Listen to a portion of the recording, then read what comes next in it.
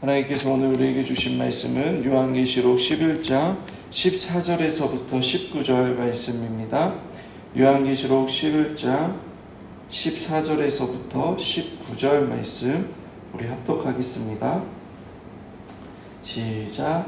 둘째 화는 지나갔으나 보라, 셋째 화가 속히 이르는도다.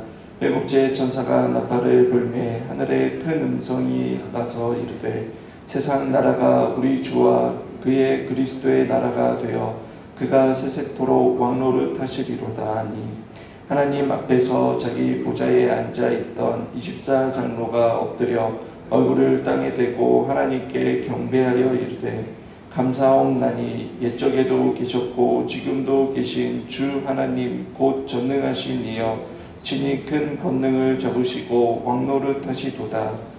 이방인들이 분노하매 주의 진노가 내려 죽은 자를 심판하시며 종 선지자들과 성도들과 또 작은 자든지 큰 자든지 주의 이름을 경외하는 자에게는 상 주시며 또 땅을 망하게 하시는 자들을 멸망시킬 때로소이다 하더라.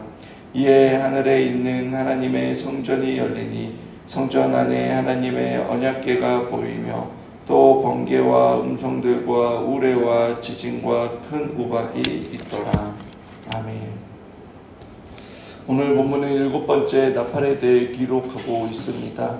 일곱째 나팔이 불자 재앙이 내리는 것이 아니라 오히려 궁극적인 종말이 오고 하나님의 나라가 완성되어 교회가 찬양하는 장면을 기록하고 있습니다. 17절에 보시면 24장로들이 하나님을 묘사하는데 옛적에도 계시고 지금도 계신 주 하나님이라고 묘사하고 있습니다. 이것은 1장 4절과 8절의 내용과 비교가 됩니다. 4절에 요한이 아시아에 있는 7교회에게 편지하노니 이제도 계시고 전에도 계시고 장차 오시리와 그 보좌 7영과라고 기록하고 있습니다.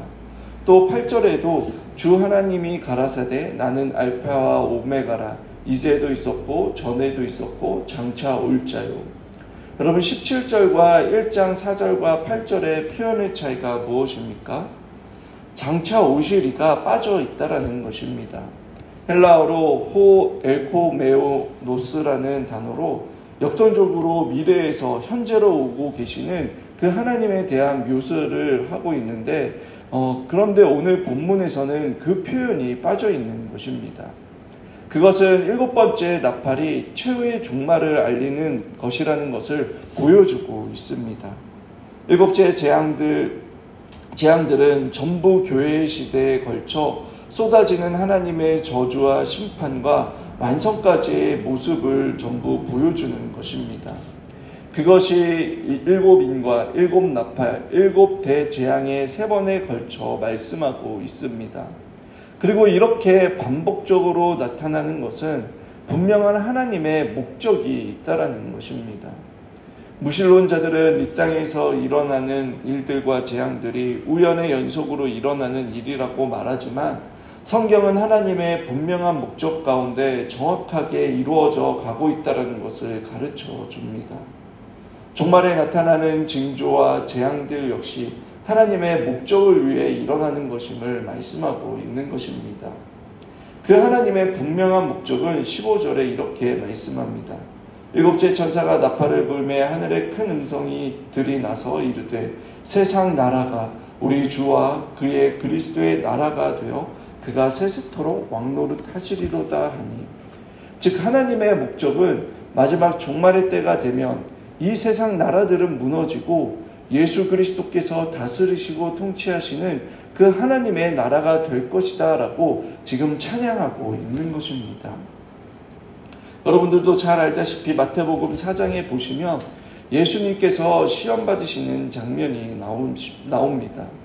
예수님께서 시험 받으신 것 중에 지극히 높은 산으로 예수님을 데리고 마귀가 내게 엎드려 경배하면 천하만국과 영광을 다 주겠다라고 하였습니다.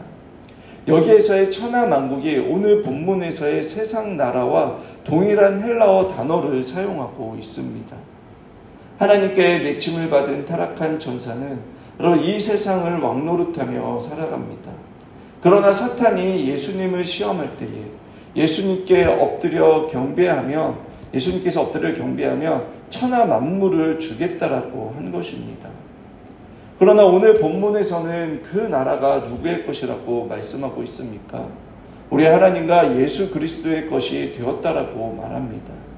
그리고 하나님께서 세세토록 왕노릇 하실 것이다 라고 말씀하고 있습니다. 하나님의 나라는 먼 미래에 있는 것이 아니라 베드로전서 2장 9절에서 말씀하고 있는 것처럼 우리를 거룩한 나라라고 말씀하고 있습니다. 우리 가운데 하나님의 나라가 이미 이 땅 가운데 존재하고 하나님은 우리를 통해 그 하나님의 나라를 통치하고 계시다라고 말씀하고 있는 것입니다. 지금 이 세상은 마귀가 통치하고 있는 것처럼 보이지만 하나님의 백성들은 하나님의 통치 아래 이미 들어가 있는 존재들입니다. 그래서 17절에 왕노릇 하시도다라고 그런 부정한 과거 시제를 사용하여서 이미 왕노릇하고 계셨고 또 왕노릇하고 계신다라고 말씀하고 있는 것입니다. 하나님의 나라는 미래에 가시적으로 완성될 것이지만 그럼 지금 이미 하나님의 나라는 우리 안에 있고 하나님의 통치와 다스림을 말씀과 성령의 조명하심 가운데 순종하는 자들과 교회를 통해 이미 존재하고 있다라고 말씀하고 있는 것입니다. 그리고 17절에 큰 권능을 잡으시고라는 구절이 있습니다. 여기서의 잡으시고 역시 완료 시제를 사용하고 있습니다. 지금은 하나님의 백성들과 사탄이 전쟁 중이지만 그런 미래에 하나님과 하나님의 백성이 이기고 큰 권능을 잡은 것이 아니라 이미 하나님께서 권능을 잡고 다스리고 계시다라고 말씀하고 있습니다. 그러니까 사탄과 그를 따르는 세력 역시 어떠한 목적을 위해서 지금 하나님에 의해 잠깐 사용되고 있을 뿐이지 이미 하나님과 하나님의 백성과 이 사탄과의 대결에 이미 우리는 승리를 전제한 그 전쟁을 하고 있는 것이라는 것입니다. 그렇게 우리는 하나님의 자녀라는 그 확신을 가지고 우리 안에 일어나는 모든 일, 내가 처한 모든 상황과 환경, 관계하고 있는 모든 사람들, 심지어 사탄에 의해 시험과 유혹을 받는 것까지 하나님의 거룩하신 그 목적을 이루기 위한 것임을, 그것이 나에게 유익을 주는 것임을 절대 잊어서는 안 됩니다.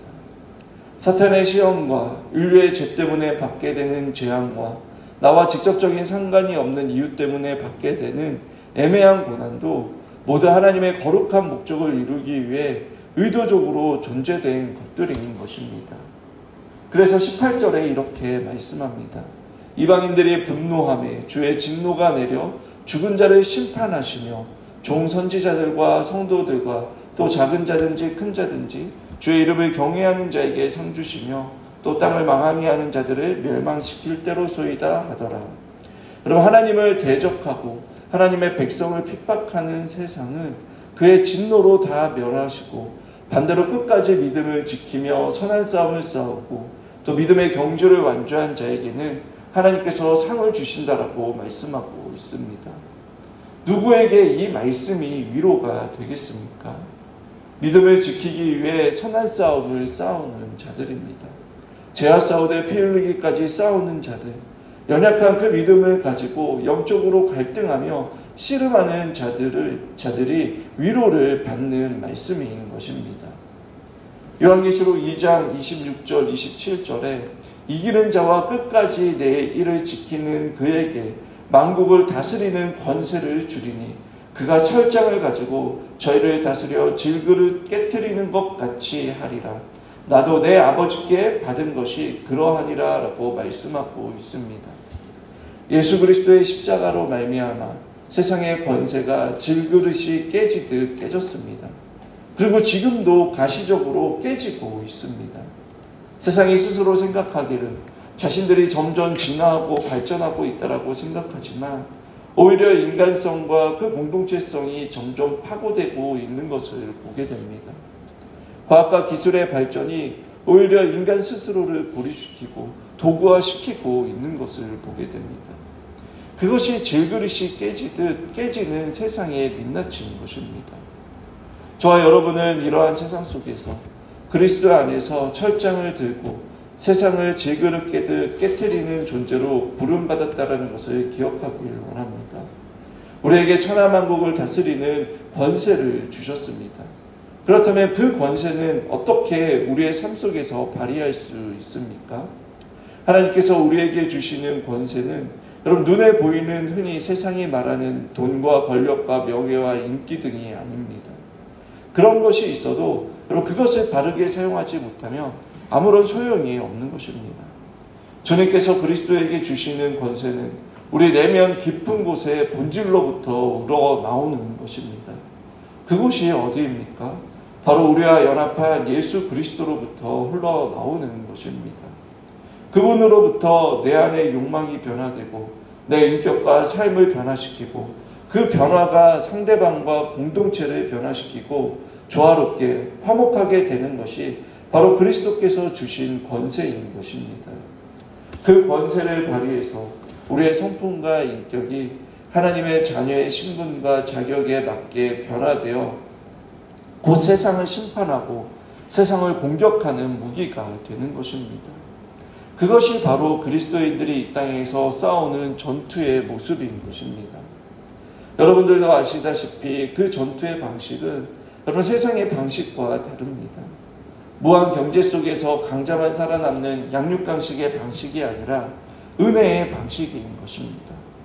자기 부인과 자기 희생을 바탕으로 하는 것입니다. 결코 쉬운 길이 아닌 것 같으면서도 그리스도 안에서 성령으로 충만하다며 충분히 기쁨과 보람을 가지며 그 믿음의 진보를 이루어가는 것을 확인하며 걸어가는 그러한 싸움인 것입니다. 무엇보다 하나님께서 우리의 삶에 함께 동행하시며 평범하고 반복적인 일상이지만 하나님의 나라와 뜻을 이루어가고 있다는 것을 느끼며 살아가게 되는 것입니다. 오늘 하루 우리에게 주어진 그 모든 상황과 환경과 가정과 공동체, 일터와 만나는 모든 사람들이 하나님께서 나에게 복을 주시기 위한 것이고 또 나를 통해 분명한 목적을 이루기 위함임을 기억하며 그리스도 안에서 오직 주님만이 주시는 그 하늘의 신령한 복인 지혜와 용기와 또 믿음과 사랑과 소망 등을 통해 세상을 심판하고 하나님의 나라가 임하게 하는 그러한 주님의 군사가 되시길 주님의 이름으로 축원합니다.